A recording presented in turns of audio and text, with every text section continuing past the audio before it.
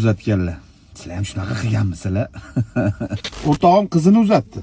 Aytadiki, 3 kundan keyin shunaqa yomon sog'indim. Kechasi uxlamay chiqdim.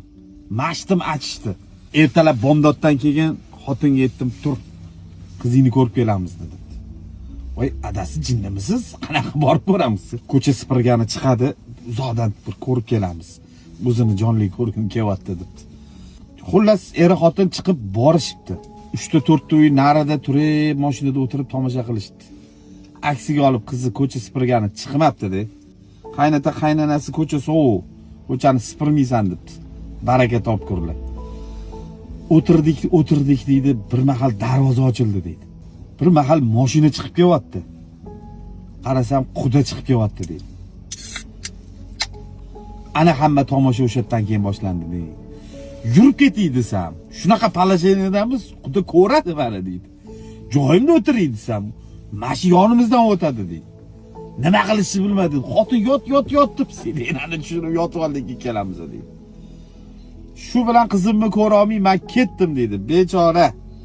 Xotinni uyga tashab ishga borib ishlab o'tirsam, bir mahal xotin telefon qilyapti. Adasi qizingiz keldi deydi.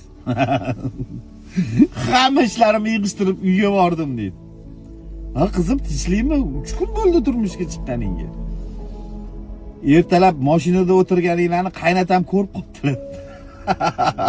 Baraka topkur ko'rib qopti haligi. Qaynanamga telefon qilib, o'g'lingga ayt, ishga ketayotganda kelinni uyga tashab ketsin, qaytayotganda olib keladi.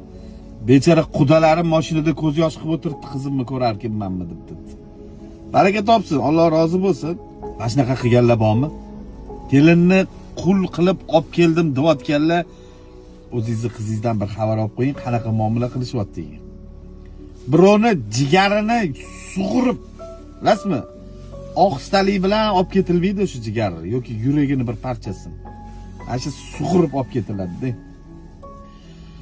Keyin birovni uyiga borib o'tirgan qizlar, otanglarning yuzini yerga qaratib qo'ymanglar.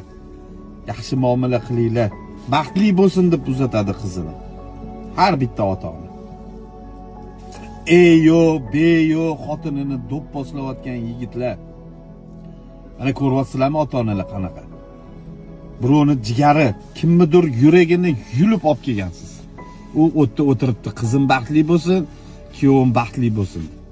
Lekin qiziga, kelinga, ayoliga omonat deb qarab, uni ko'ngliga qarab, bolam botam qilib yurgan qaynota-qaynanalar, kuyovlar, Alloh rozi bo'lsin sizlardan.